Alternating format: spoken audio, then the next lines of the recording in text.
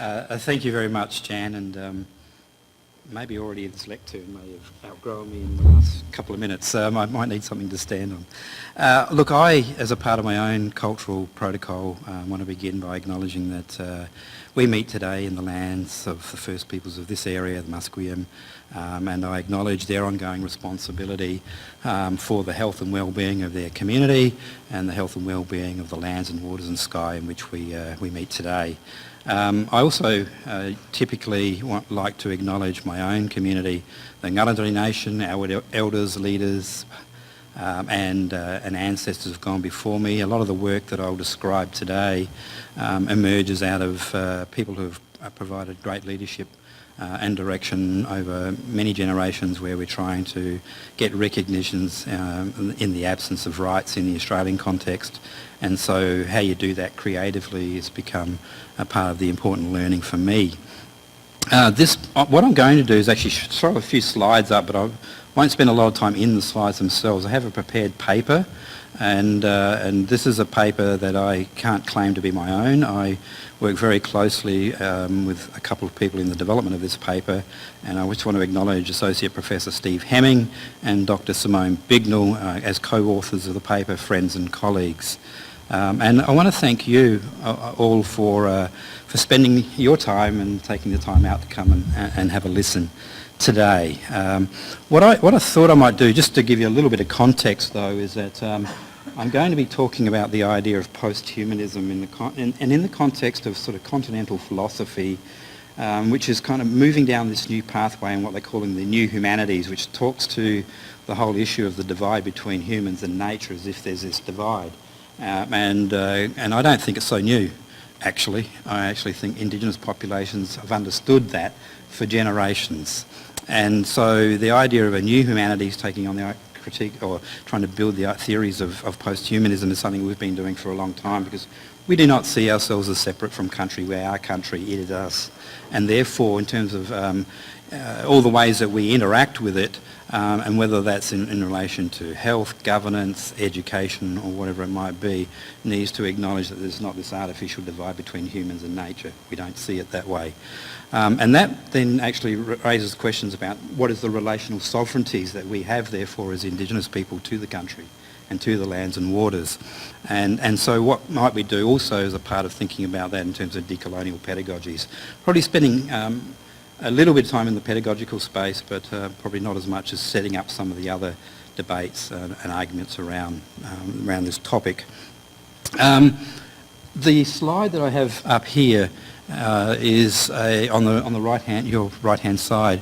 It's just a piece of artwork by a woman named Sandra Saunders, a Ngurrindjeri woman, who painted this picture as a part of the response in some ways to a royal commission in South Australia as to whether Ngurrindjeri women fabricated cultural knowledge in order to stop the development of a bridge from the mainland to a little island called Kumarank, or High Marsh Island in its English terms. And so this little painting just shows some of that protest at the time and talks about the whitefellas coming. And so a lot of the learnings from that Royal Commission and our responses to it, I'll try to capture in the paper itself to try and draw out some of the things that we needed to do in response to somebody testing whether our knowledge and our culture was legitimate or not in the context of a particular heritage issue. Okay, so that's where that picture is about. Just to give you a bit of an idea where we are, we're in southern South Australia, and the map tries to attempt to show you that. Ngurrindjeri Rui. Rui means land and water in Ngurrindjeri language, and we call that kind of country in broad terms. The red and the blue represents native title claims, but put it all together and that's Ngurrindjeri country, or Ngurrindjeri Rui. And again, this is just a bit of context to show you that we're at the bottom end of the longest river system in Australia, the Murray-Darling system. Water issues are a huge matter for us. It comes out of a river system into a series of lakes before entering the Great Southern Ocean at the Murray mouth. The island of Kumarank, or High Marsh Island, is pointed out in here just because I'll refer to that in the talk. Rauken is the mission, It used to be formerly called Point Macleay until it was handed back to Ngarrindjeri people. And Camp Coorong is named there because it's an education and cultural race relations centre that became the kind of political hub for the Ngarrindjeri nation. So I just want to give you a little bit of context as I go through the paper, because I don't have time to tease all that out inside of here. And also the Australian context. So there is no formal recognition of Indigenous governmental rights. There isn't a treaty-making tradition in Australia, and certainly not in South Australia. There is no constitutional recognition at the federal level. That's an ongoing debate. But at the state level, South Australia has recognised Aboriginal people in the state constitution.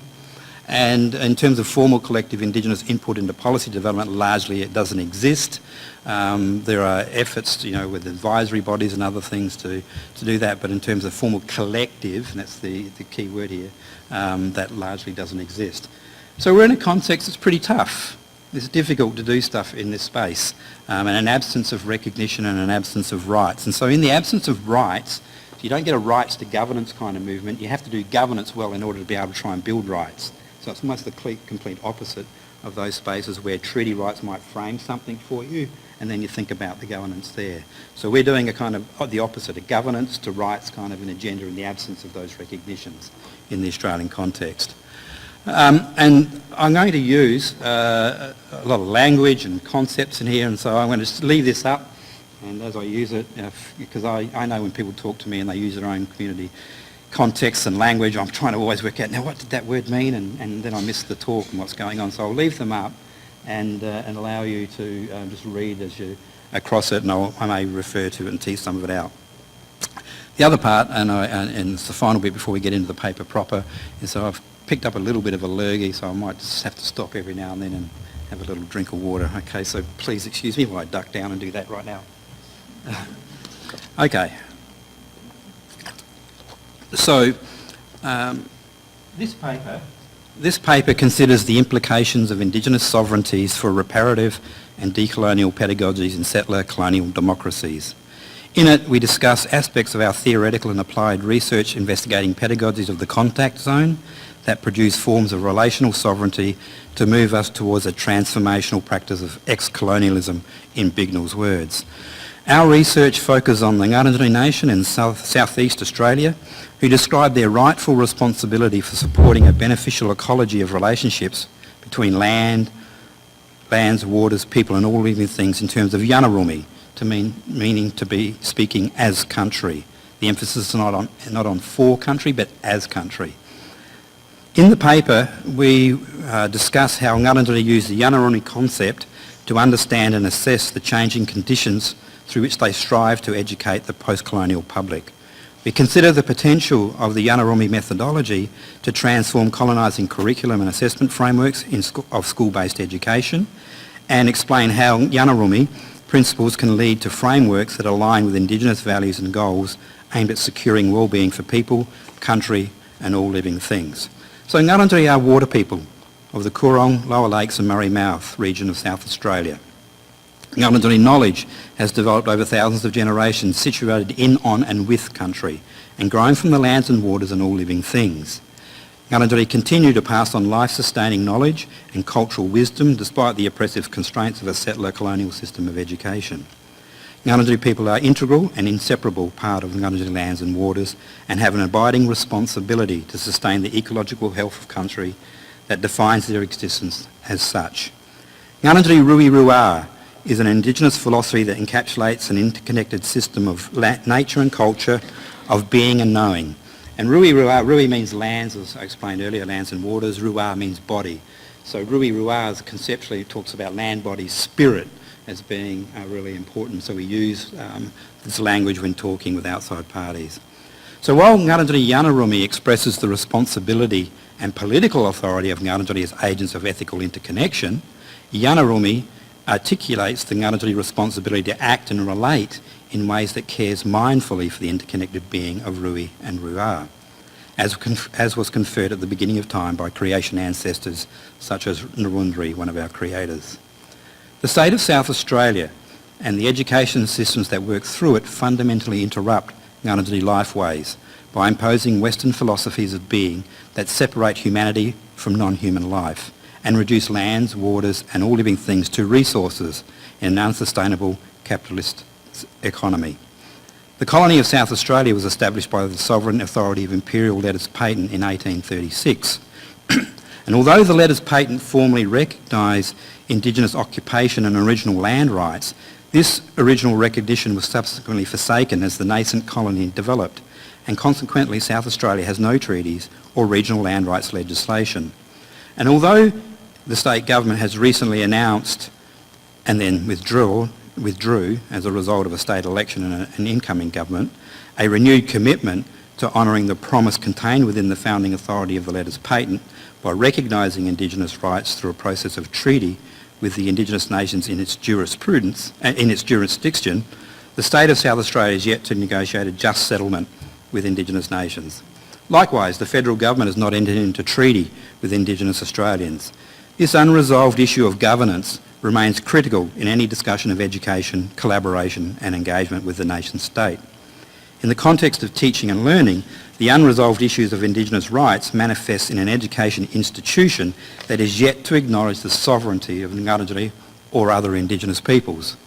Consequently, the public education system negates, distorts and underrepresents the values and principles of Ngarrindjeri education and knowledges. Even while Indigenous systems of knowledge formation and teaching persist, albeit informally and inside families largely, alongside the colonial systems of education, Ngarrindjeri remain caught in a colonial situation where children are required to participate in a formal state education system structured by what Moore would call colonial institutions and their associated forms of knowledge. These have funneled social understandings of Ngarrindjeri through narrow pathways and in some cases towards a predetermined outcome of cultural extinction, and that we're going to die out at some point, and the knowledge is that it will die out with us. The formal education system is yet to provide opportunity for Ngarrindjeri to be Ngarrindjeri in a Ngarrindjeri way, in terms of how we define that. For Ngarrindjeri, enabling Indigenous authority in the field of education requires the development of new kinds of relationships with the nation state and its colonial governments, which in turn requires Ngarrindjeri and colonial powers to work together across multiple dimensions and multiple fronts. Post-colonial reconciliation calls Australians collectively to change the shape of institutions and technologies, philosophies and literacies. Scope for a more just form of post-colonial acknowledgement of Ngarrindjeri knowledges, authority and values stirred in 2001. In 2001, this is 6 years after the Royal Commission that I spoke to earlier. The Federal Court at this time recognised Ngarrindjeri traditions associated with a place now known to Ngarrindjeri as the Meeting of the Waters at Kumarank or Hindmarsh Island. And the Federal Court concluded that contrary to earlier findings in the Hindmarsh Island Bridge Royal Commission, that Ngarrindjeri knowledge was not fabricated and that the Meeting of the Waters are part of genuine Aboriginal tradition. The Court thereby formally acknowledged that this genuine Aboriginal tradition had been passed on through Ngarrindjeri processes of education over thousands of generations. More recently, and building upon this gesture towards a legal recognition, the Ngarrindjeri community has strengthened its governance structures by identifying, organising and acting as a nation, and using its revitalised authority has engaged in a political strategy which uses contract law agreements to negotiate non-Indigenous responsibility to engage respectfully with Ngarrindjeri beliefs and traditions.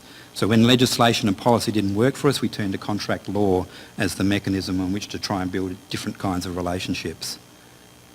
These formal and binding accords are known as Kungan Ngarrindjeri Yanan agreements, and I'm sorry I didn't have that on the earlier slide, KNY for short, and it means listen to Ngarrindjeri people speaking.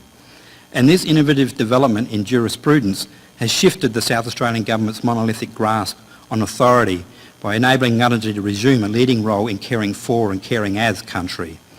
This is important for post-colonial reconciliation, social advancement and sustainability. And it's important because, and I quote from myself and my colleagues,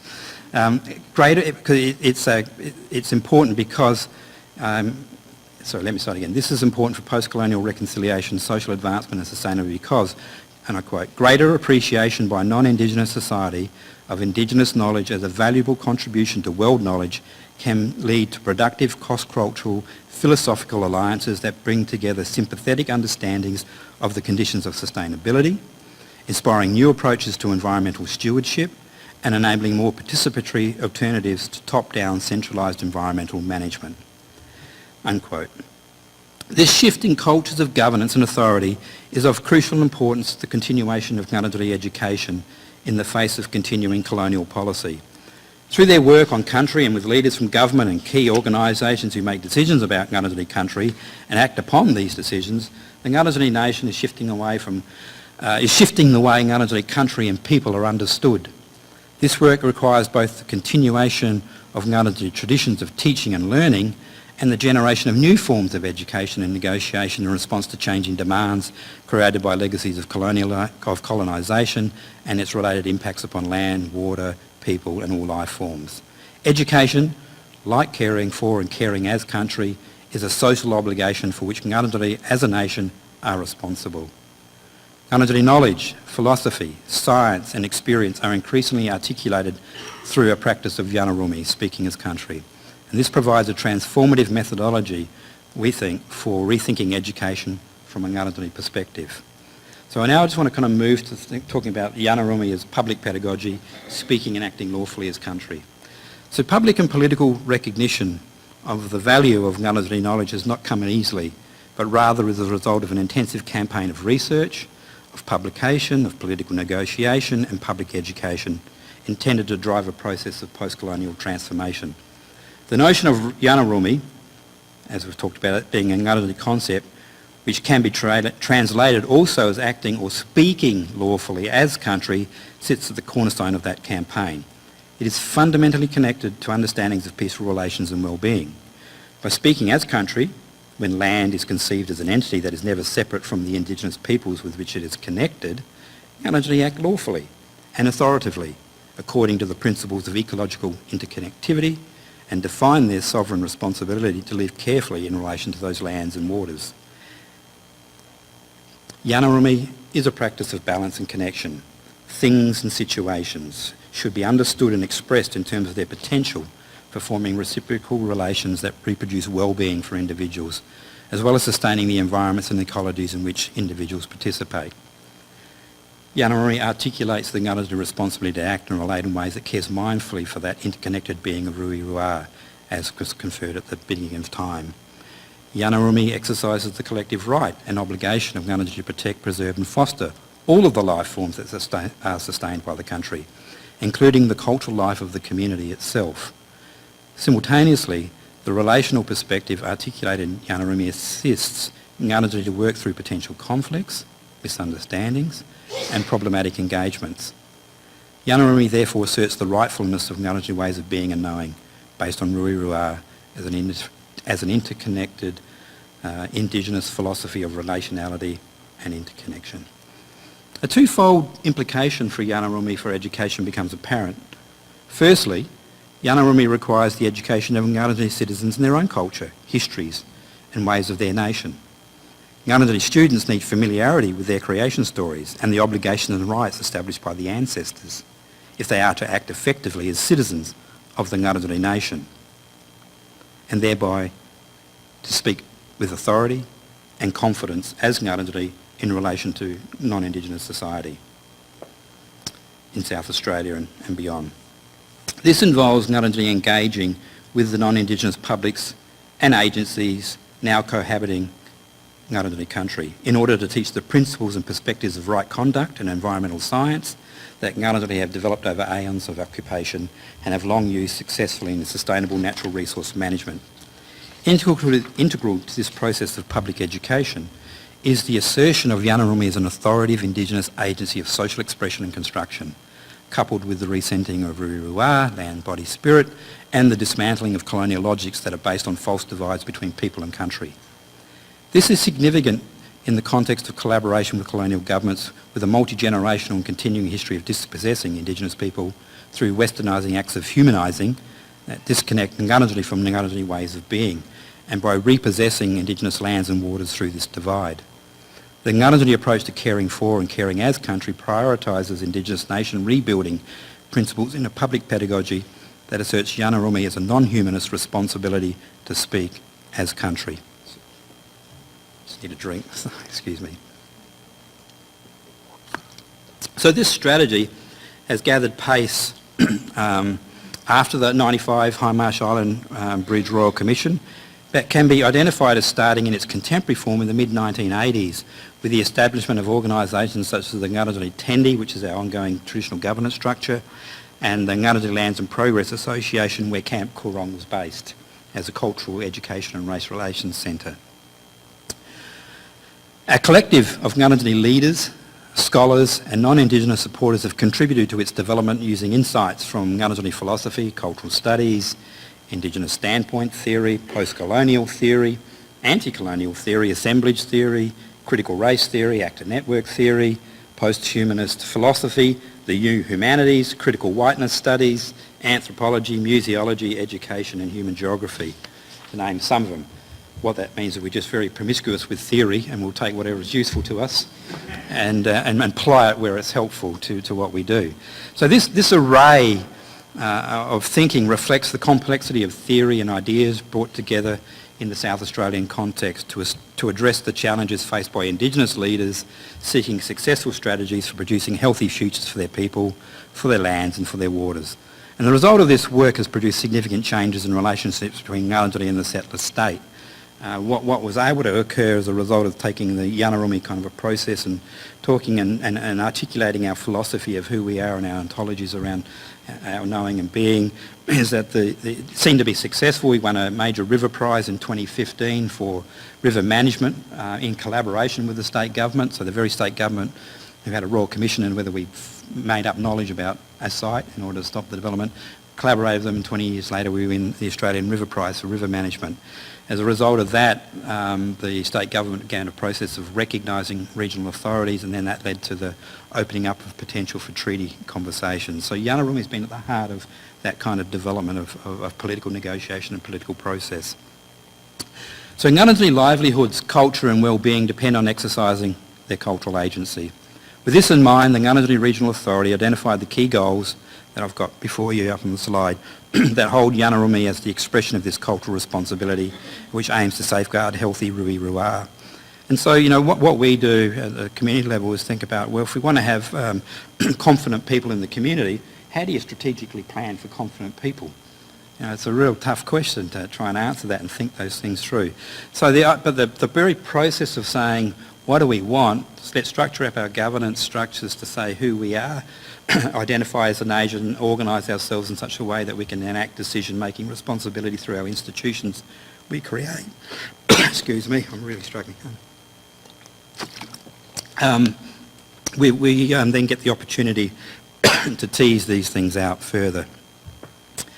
So with these overarching goals in mind, the NRA, the Ngarrindjeri Regional Authority, has developed a Yanarumi assessment framework which is used to evaluate the beneficial capacity or the detrimental effects of programs, policies and relations with non-Indigenous institutions, whether they be in law, or research or education or whatever. Taking into account the continuing impacts of colonisation on Ngarrindjeri Yalawa Rui, that means sea country, Ngarrindjeri believe healing programs and healthy flows are encouraged by a set of criteria that support respectful intercultural engagement. So when the Rigney, or the creation, is respected, the interconnectedness of lands, waters and bodies, spirit and all living things as expressed through Rui Ruā is strong and beautiful and healthy. The Miwi spiritual connection is strong. Elders speak as country, and relationships, or ngai and governance are strong through the structures that we create. And so therefore we get the Ngarrindjeri Nation's own governance being healthy and agreement-making structures also being healthy. When creation is strong, Ngarrindjeri Yalawa Rui is beautiful and healthy. When, however, the smog of colonisation is the overwhelming force and the reproductive flows of creation are inhibited, then people in the land are hurt and depleted and long for well-being. Rui Ruā is depleted and the spirit connection is sorrowful. Colonisation inhibits speaking and acting as country. Colonial forces impede the healthy and culturally responsible management of Ngarrindjeri Rui Ruā, and colonisation leads to unhealthy and disrespectful partnerships and relationships. For a particular context of action or experience, Yanarumi asks what must be maintained so that Ngarrindjeri can always be part of the living country. In each engagement, Ngarrindjeri seek to remain agents, and the engagement is therefore primarily assessed primarily in terms of its respect for Ngarrindjeri agency, which is reflected chiefly in the capacity for Ngarrindjeri people to speak as country and to speak lawfully as country. So what we do, just to divert from the paper for a second, what we have done is start to use Ngarrindjeri cultural concepts around spirit, around speaking as country, around relationships, around land body, around creation, to make assessments as to whether the projects, systems that we're engaging in, the policy, the legislation, whatever it comes before us, actually checks off against our risk assessment process. This is a risk assessment process that Ngarrindjeri people use as a part of doing assessments, using our own cultural concepts. And so, if we get a tick against the cultural concept in terms of the project, then that's great. We move on to the next thing. And if there's a question mark, we try to delve down and look at what's going on in that project. Or if it's a cross, same thing. We look to see where it might be useful to us. And so just using our own ways of thinking and doing, setting it up in this kind of framework enables us to start to talk to outside agencies about whether the things are going to be healthy for us or not, whether they respect us and we have respectful relationships or not, and we start to do that work. By employing this evaluative framework to discern current projects, processes, institutions and relationships that work to benefit Ngarrindjeri, the regional authority is influencing a change in its relationship with colonial authorities. In many instances, settler agents of government are legally bound by contract law agreements, as I spoke about earlier, to listen to us speak, and the telling of their experiences, Ngarrindjeri telling their experiences of unsuccessful colonial policies in the past, and their expectations for self-governance and a role in the management of country in the future. The evaluative framework further helps partners in a relationship to identify points of resonance and agreement, as well as trenchant sites of disagreement that are culturally significant and must not be ignored or erased. This provides a foundation for finding future accord, enabling a movement of general action to shift the Indigenous colonial conflict in the direction of decolonial partnership. So what Yanarumi does is it centralises Ngarrindjeri agency. That's what Yanarumi does. It centralises our agency, where colonisation marginalised it. And it enables partners in a relationship to share knowledge, philosophy and experience to the potential well-being of everyone. The enactment of Yanarumi engages the nation state and other collaborators in a practical exercise of Ngarrindjeri sovereignty, manifesting in a transformation of post-colonial relationships. Thinking through Yanarumi, an education process becomes visible as both a strategy of resistance against the components of a system that do not value Ngarrindjeri knowledge, at the same time as a strategy of teaching principles of partnership. The process of education is underpinned by a political and legal strategy made necessary in the colonial context, as described earlier. This asserts a rightful Indigenous presence and the just responsibilities that accompany that presence. Given the interrelatedness between people and country, it's hardly surprising that Ngarrindjeri education work draws on and grows from work in caring for and caring as country. Teaching and learning as and on country challenges the actions behind the language and concepts used to plan and conduct education, regenerating a sense of being, knowing and doing in ways that do not discount the histories, economies, skills and visions of Indigenous nations. Education in this context is both a connector and a translator of the Yanarumi process, and a mode through which other connectors are translated and imparted. Yanarumi provides a foundation for rethinking post-colonial systems of education through an intercultural curriculum and an expanded framework of assessment for educational achievement.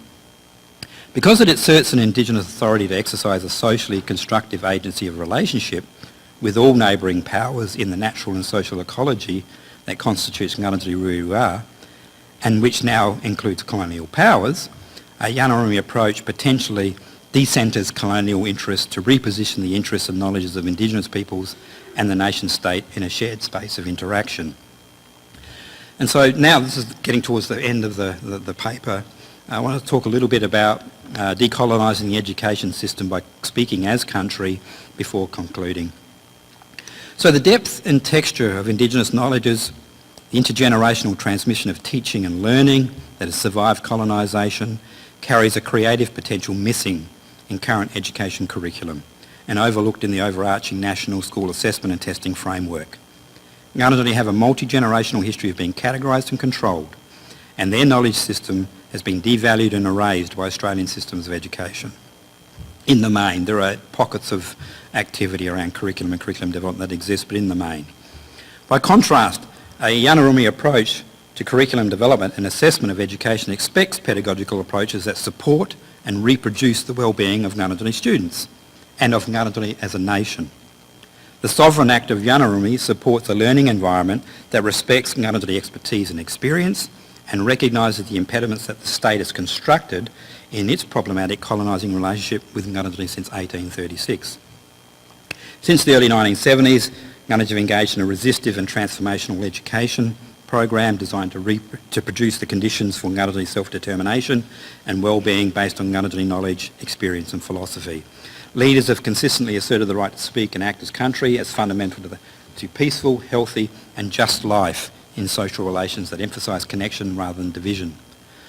Ngarrindjeri practices of engagement, rather than ruling out Indigenous government partnerships, look for ways in which Indigenous and settler Australians' ways of knowing can work together.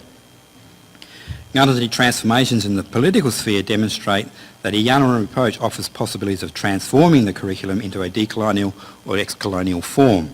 A Yanarumi approach involves Ngarrindjeri speaking as country to collaborate productively with the nation state, the colonial nation state, and so to realise the mutual benefits and bonds of trust that accrue from a just acknowledgement of responsibility for shared histories, together with a comprehensive recognition of the capacity for complex alliance between Indigenous and non-Indigenous knowledges and traditions. In the context of South Australian curriculum development, this requires not only the incorporation of Indigenous voices into the standing curriculum, but especially also the development of a new curriculum from the founding basis of Yanarumi, or Indigenous cultural agency in speaking as country.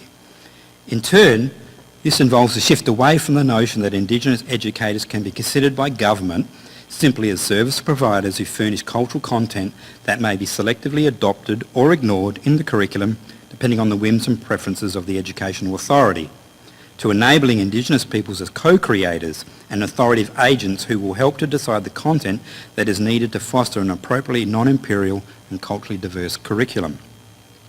Ngarrindjeri and related Indigenous nation-building practices open and expand possibilities to resist the closing the gap focus. In Australia, closing the gap is a policy position about trying to close the gap between life expectancy, education outcomes, health outcomes, interactions with the criminal justice system and so on. So we try to open and expand possibilities to resist the closing the gap focus, transforming the curriculum and the system of education as a whole away from a determining logic of comparative hierarchy and uneven expertise towards a transformative decoloniality. Yanarumi does not measure Indigenous peoples against non-Indigenous peoples. Indigenous success is not dependent on non-Indigenous failure. Say it again, Indigenous success is not dependent on non-Indigenous failure.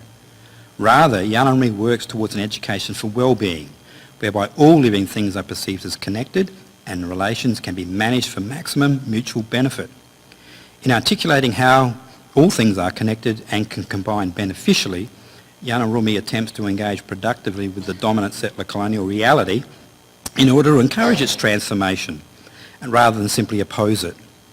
A Ngarrindjeri assessment of relationality, interconnected benefit ensures that Indigenous education, training and employment occurs in ways which are healthy for people, country and all living things, and support Ngarrindjeri self-determination in relation to neighbouring powers and agencies.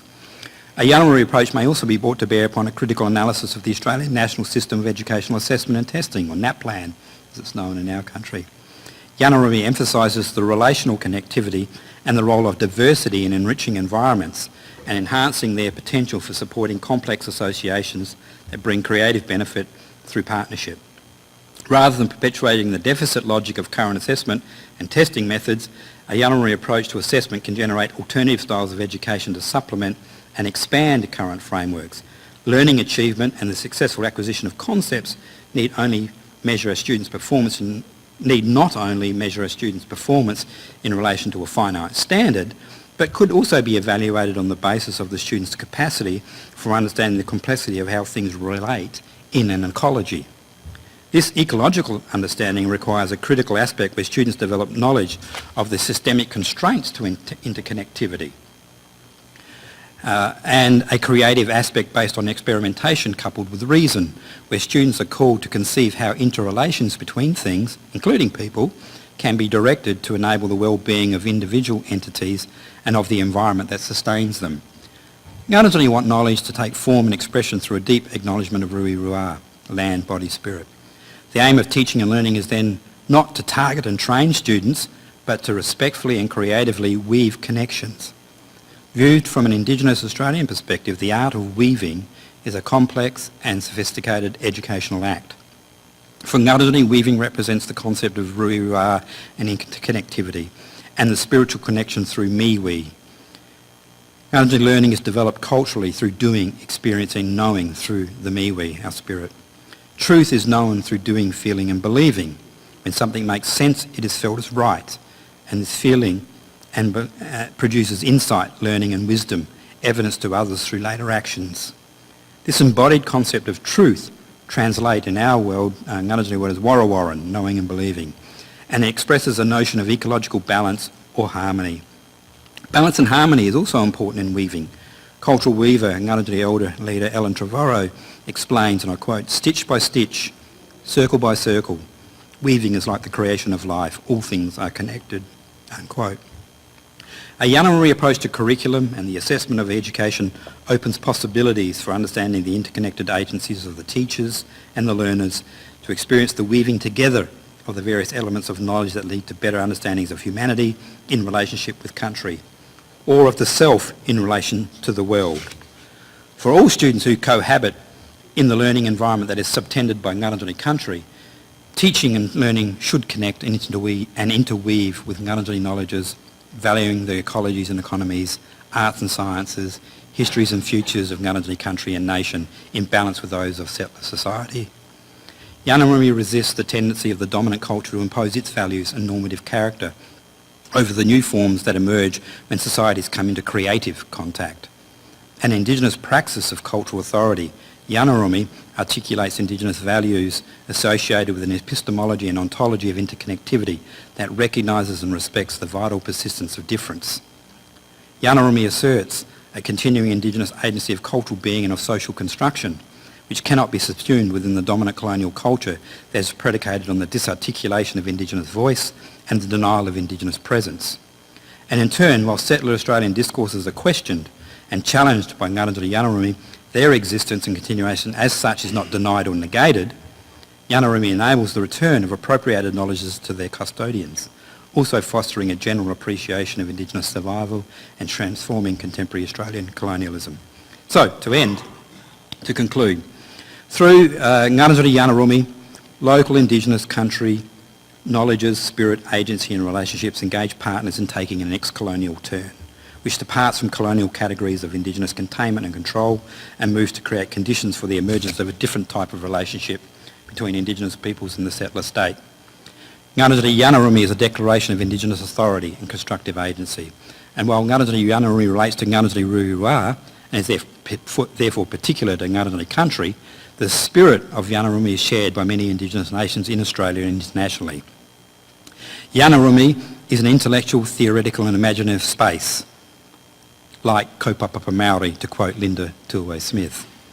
And Linda says, whereas we can conceive of space geographically and politically, it is important to claim those spaces that are still taken for granted as being possessed by the West. Such spaces are concerned with intellectual, theoretical and imaginative spaces. One of these is a space called kaupapa Māori.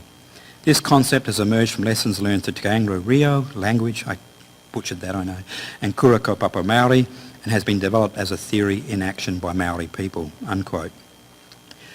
Maori educator and leader Graham Smith, I think many of you are probably familiar with, has argued that the Maori framework of kaupapa Māori has provided important insights about transformation, about how transformation works and can be made to work for Indigenous communities. As he explains, kaupapa Māori is a transformative power. To think and act in terms of kaupapa Māori by experiencing colonisation is to resist dominance. Kaupapa Māori is a response to a colonial system in which Indigenous survival, our humanity, our worldview and language, our imagination and spirit, our very place in the world depends on our capacity to act for ourselves, to speak for ourselves, to engage in the world and the actions of our colonisers, to face them head on, unquote. Kaupapa Māori principles correspond closely with Yanarumi values, laws and science knowledge. As Linda Smith says, or explains, the Maori struggle for decolonisation is multi-layered and multi-dimensional and has occurred across multiple sites simultaneously. The Ngarrindjeri struggle for decolonisation shares this multi-layered, multi-sided quality. Central among these is the side of education. Noting the central role of education in decolonisation, Graham Smith insists there is a limited scope for the socio-economic redevelopment of Indigenous populations without a prior or simultaneous educational revolution. I'm sure many of you heard that, if not 10, 15, 20 times from Graham. Drawing on Chandra Mohanty's statement that the world is traversed with intersecting lines, Linda Smith notes that intersections can be conceptualised as lines that intersect or meet other lines, and also as spaces that are created at the points where intersecting lines meet. Ngarrindjeri work at these sites of intersection, where Indigenous and colonial histories and presence meet, calling for a respectful sharing of space, where Indigenous peoples can be acknowledged to speak and act as country, and through its innovative KNY, Kunga Ngarrindjeri Yanan Contract Law Agreement strategy, the Ngarrindjeri Regional Authority works to create a respectful coming together of powers, which, to quote Robert Haddam and Julie Matthews, I quote, includes elucidating the habits of mind that foster reconciliation, a vocabulary for reconciliation, and an understanding of the habits of reconciliation practices, unquote. Ngarrindjeri Yanarumi, in association with the broader nation building and governance strategies currently practiced by the Ngarrindjeri Nation, have been presented today as a case study in educating for resistance and transformation. Yanarumi is a strategy that enables the just mediation of diverse worlds through collaboration across and between cultural differences. It is a key concept in a Ngarrindjeri philosophy of ecosystemic interconnectivity that emphasises positive forces of interaction in constructing and transforming communities.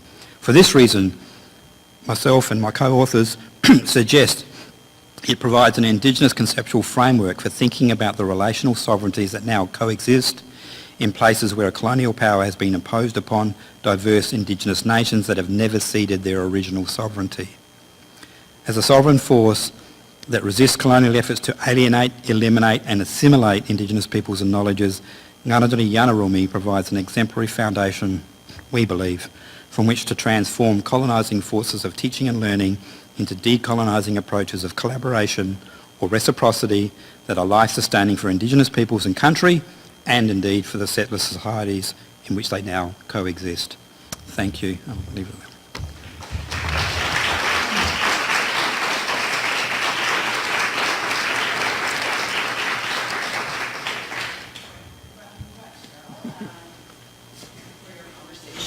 I realized when we started our event today, I did not start with an acknowledgement, and so I want to thank you for that. I was doing some filming this morning, and so we were filming in different locations, and I had been introducing myself and then recognizing and speaking about territory that when I got here, I just made too many, was carrying through with too many assumptions. So again, thank you for showing us the acknowledgement.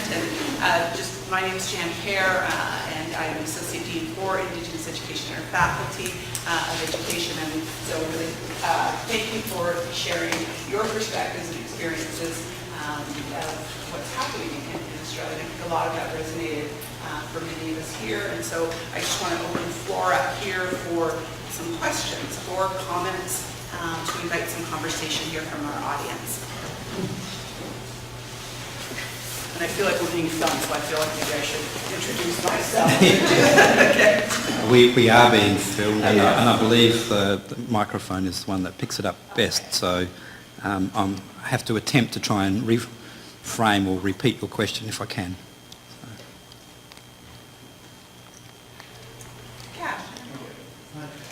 Thank you for your presence and the complexity and the comprehensiveness of your talk. It's really interesting what's going on in Australia. I wasn't quite sure about your cosmology or worldview, who you are. Who you are, yeah. And how that relates to post-colonialism and post-humanism, and how that might inform your relationship to the colonial state and land. Sure. One thought about post-humanism, I'm not quite sure about the term, but I think in some ways it's used differently. It's kind of like a blend of technology, isn't it? Like cyborgs, almost an integration of technology to human beings. I might be mistaken, but I think that's one kind of uses. Yeah, so the kind of questions about, excuse me, about post-humanism and being used in other ways as a conceptual tool, including around cyborgs and other ways it takes form, yeah. And you're right, the term's being used in multiple ways. The way I'm using it here is to speak specifically about the idea that land, water, animals, trees, so on, are separated out from humans as if they're something different from and not part of that world in the sense of it makes a distinction between the two. And as you've heard me repeat several times in the talk, the idea of Yanarum is that we think that that kind of divide is artificial. It's not how we see ourselves. We see ourselves in the landscape. We see ourselves in the animals. We call them in our language ngachis. Ngachis are our like special friends, and we have particular responsibilities for ngachi. And so when we get into the area of environmental management, there's a kind of a disconnection between people and the landscapes, as if you can manage just simply as a resource, when actually in fact you're managing us and our bodies, and we're embodied in the land. And so that's kind of what we've been trying to do, is articulate a different vision for what it means to talk about country as not something you can separate out between people and the non-human world. That's how we're using it in that context.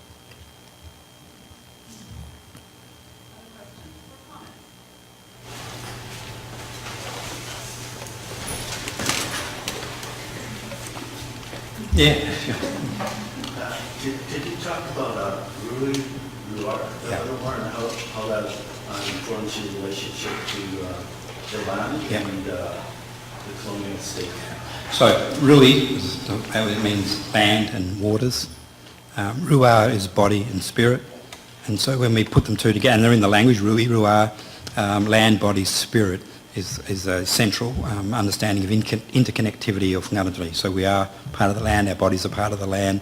Some of the work that we do, for example, in the repatriation and return of our old people from institutions who collected them and stole them and then studied our dead old people, one of the kind of driving forces for the return of our old people is because they actually need to be returned to country because they are country. And so that's what Rui Ruar conceptually, our Ngurrindjeri use it in that engagement with the nation state. But it's not just an engagement with the nation state. That's too simplistic. It's actually how we see ourselves. That's who we are. Our bodies are connected to the land. The land is us. We are the land. So in Australia there used to be some big funding programs that were developed around caring for country.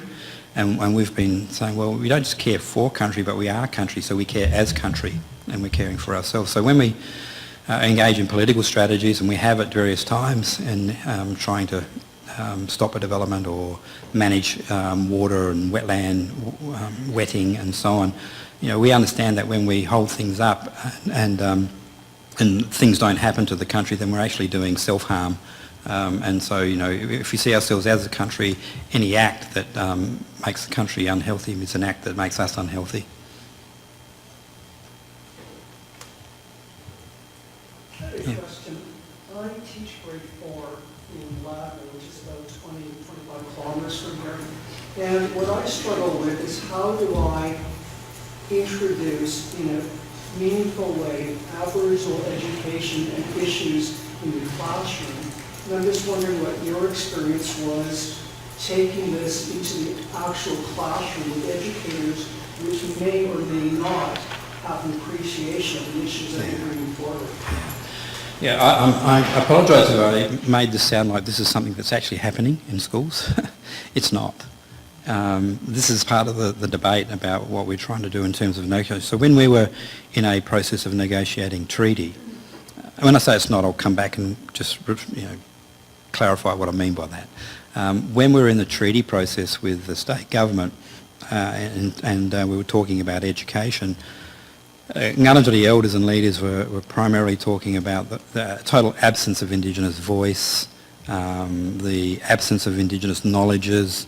Aboriginal kids, Ngarrindjeri kids, do not see themselves in the curriculum. They're blind. Or if they do, there's a blind spot. Or if they do, it tends to be negative, and it tends to be not very positive about Ngarrindjeri people.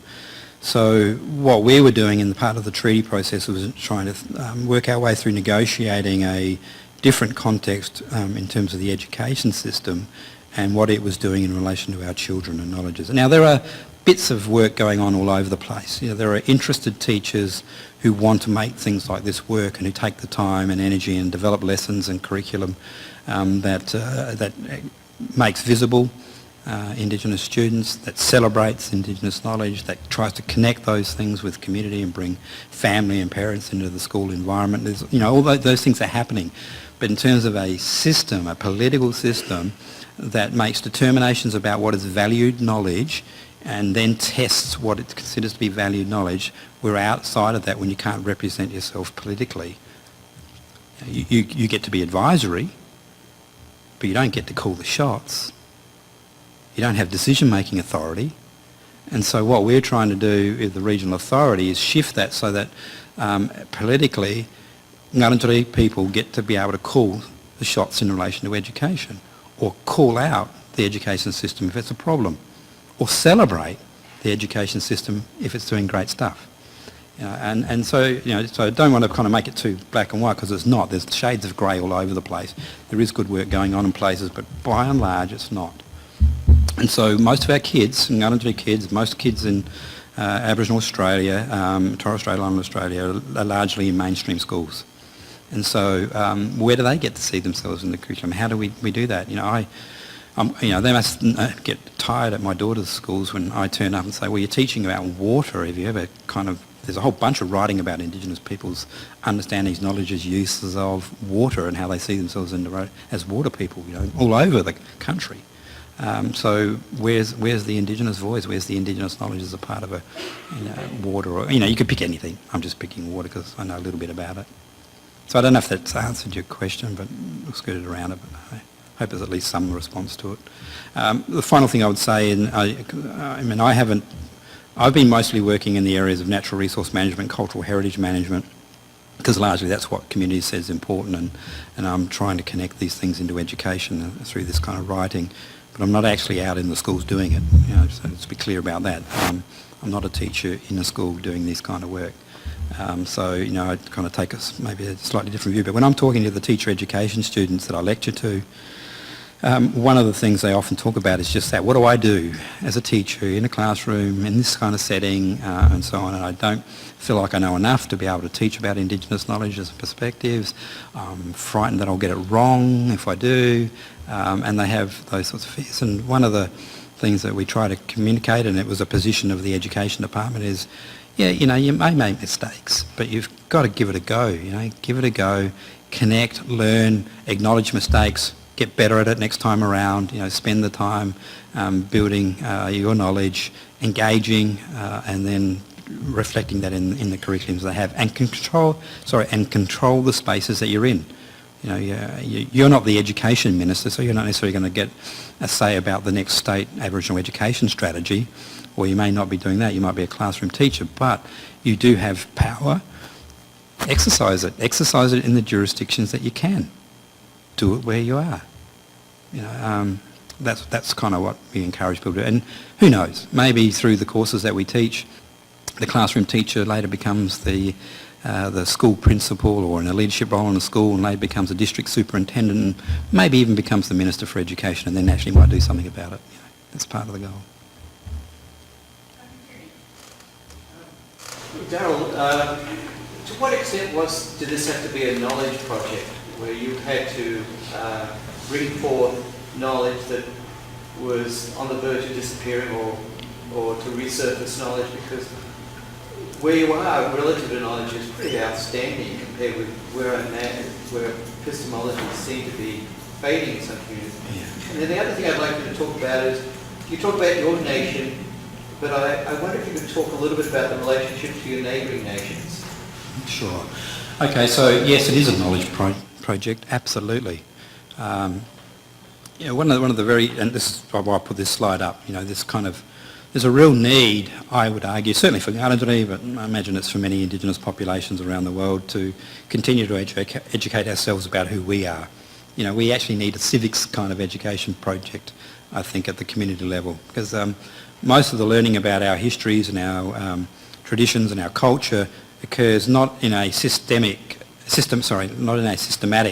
way inside our community. That tends to happen within families and family groups who pass on language or story or song or dance or techniques for cooking meals or whatever it might be. And so I think collectively we as a nation are disadvantaged by the fact that we don't and haven't got systems where we systematically go about doing this kind of work. Largely it's because most of the kids, as I said before, are in non-Indigenous schools. They're in mainstream schools, spread all over the place. We have a diasporic community, so not everybody lives on country. And so, again, many of those kids who don't live on country aren't in this day-to-day. And if they're at school or their parents work in a city that's, even only an hour and a half drive away from where country is, that gets a difficult exercise to manage. And if kids are into sport or music or do something on the weekends, where do you find the time and how do you create it? So we've been thinking a lot about what that means for the continuity of and the intergenerational transmission of knowledge inside our own community. Absolutely critical. We, as I said, we're promiscuous in terms of taking of ideas. We'll go wherever we see something that might be useful to us. One of our very close neighbours has a fantastic language reclamation program going on. We don't do that very well.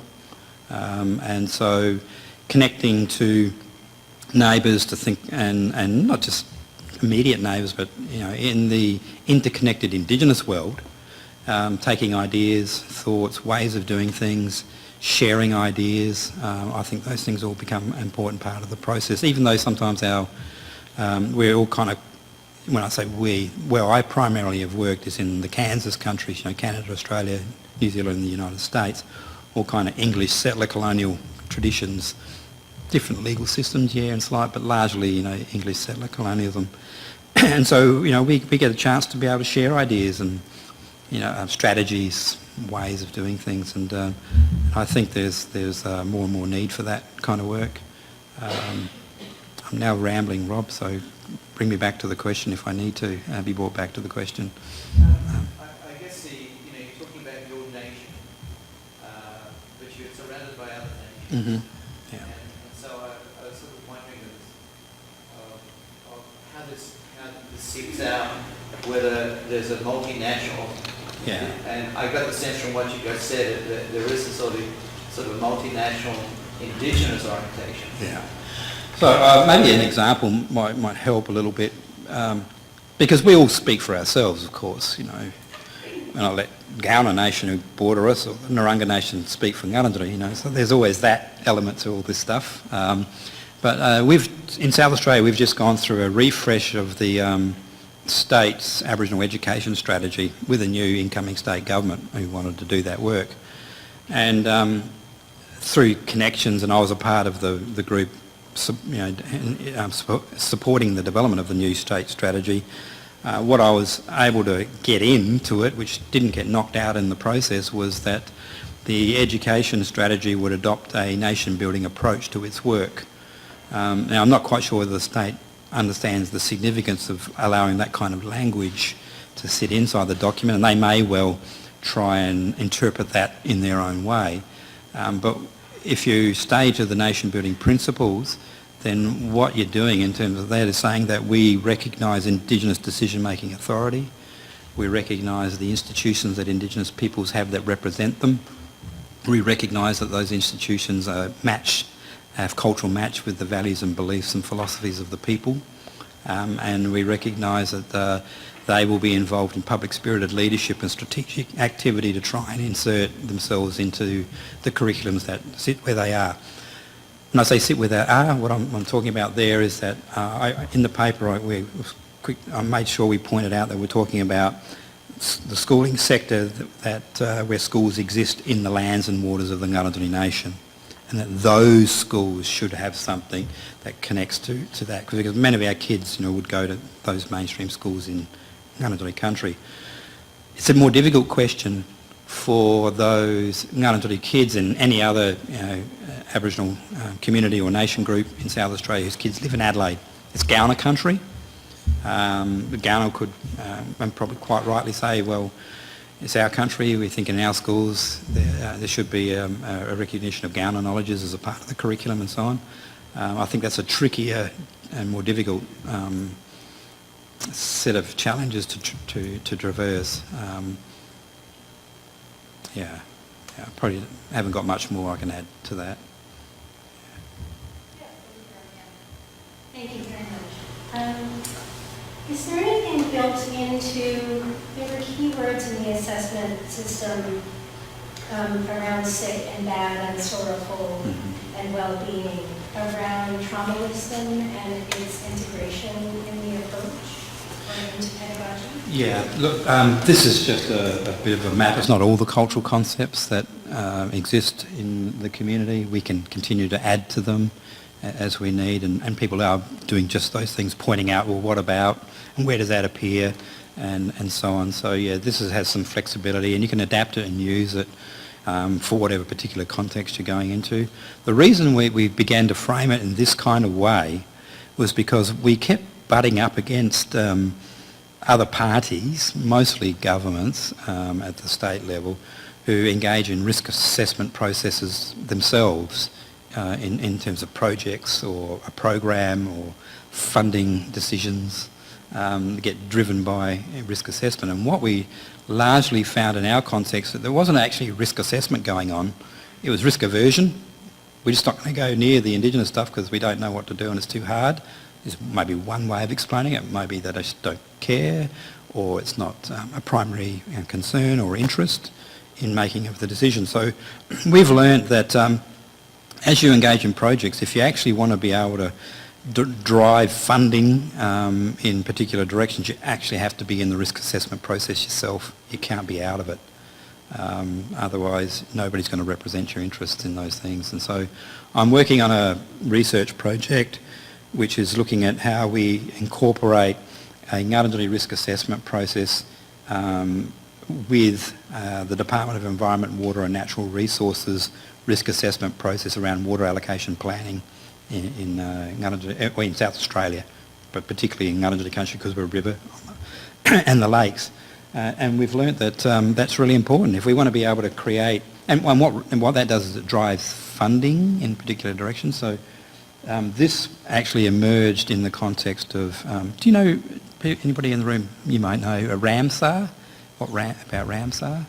So Ramsar, I always get this wrong, it's a little town in Turkey or Iran where an international convention was signed on the management of wetlands around the world, such that birds that migrate around the world can go to healthy wetlands and use it. So it's an international convention around migratory birds and wetland management.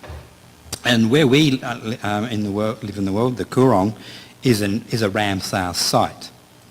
And the Ramsar site is managed according to an ecological character descriptor. So the ecology of the site is, so there's a vision. This is what the ecology should look like. And so what we have to do is drive funding and resources and programs to maintain or head towards the vision of what we imagine the ecology should look like. So where water is in the system, what the wetlands are, what's healthy, what plants are growing, what animals are using it, the whole ecology of that wetland site. And so what we said was that, well, we have a Ngarrindjeri cultural character descriptor of that site. We have a vision about what that should look like. And so the question became, so is our imagining and knowledge of what we think the character of the site should be, is that the same as the state government's ecological character descriptor? And so we began then to develop a joint character descriptor using Ngarrindjeri as a management process and an assessment process for whether we were heading to that. And all of that, you know, you must think, what the hell's that got to do with education? It's a huge amount to do with education, because what we're able to get out of it is that we employ Ngarrindjeri people as a result of knowing what's going to be funded, what things are going to be looked after. Ngarrindjeri have cultural knowledge, ecological knowledge as to the site. We get to run learning on country programs for our community, and so people get to be on land, be on water, hear the stories. You get elders and others come in who spend time with them. So there's this, you know, that's the educative process just by running and managing a program. You could even bring students into it. You know, you could bring your Year 4 students in. One of the things you do is you do counting of birds. That's science. You know, you gather data and how many birds use this wetland, how many pelicans or how many ducks or how many Laudi, you know, the Cape Barren goose or, you know, whatever it is. You know, what about fish? You know, what fish are in the area? So you can do a whole bunch of work connecting to Yanarumi, risk assessment, management of lands and waters that's educative from all kinds of grades. You know, it's just opening up the imagination about what you can do with these things. And I'm sure you could probably tell me examples here of people doing forestry that involves students and work and others, community. You know, I'm just making that up as we go along, but I'm sure you tell me. We have time for one more question or comment. Yes. Thank you, Daryle. I was just wondering, I've been exploring in my own research the idea of relationality and sovereignty, and I was just wondering what you, in terms of this context, what you mean, if you could go a little deeper into that. Yeah. Now we're on the same trajectory, it seems. One of the key papers that I need to write in the near future is I want to kind of reframe the idea of sovereignty and what does it mean to be sovereign, which, you know, a number of Indigenous scholars have kind of pointed out as a problematic use of you know, a Western concept in a particular way around our stuff, and to talk about the idea of sovereignty meaning to be acting as country. And so that's kind of the next frontier for me, is trying to think through how can I reframe my responsibilities to act lawfully in relation to lands and waters as being what it means to be sovereign. That's kind of where I'm going with that stuff too. So maybe we should continue to talk. Yeah. Join me in thanking Professor Rigney for his wonderful talk today and sharing with us your experiences in Australia here. And I think, as I said, it resonated with a lot of our own experiences here. So I want